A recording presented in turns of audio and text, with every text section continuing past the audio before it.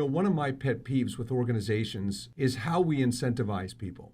And a lot of times when I work with organizations that are sales-driven organizations, and they bring me in to incorporate leadership competencies and emotional intelligence and developmental skills to motivate and inspire and coach people, I'm frustrated because the leaders don't have that as part of their incentive package. So I sit there and say, if you have a leader whose team and direct reports are doing everything they're supposed to do, they're hitting their number, and that's what this organization's about, now you want me to convince them to focus on these new skills and competencies when they really don't need to or have no motivation to do so. What I'm asking, Robert, is if we want salespeople to prioritize metrics outside of revenue generation, do we need to make that as part of compensation packages? Should we broaden out how we motivate salespeople, especially if they are money driven, to include the very behaviors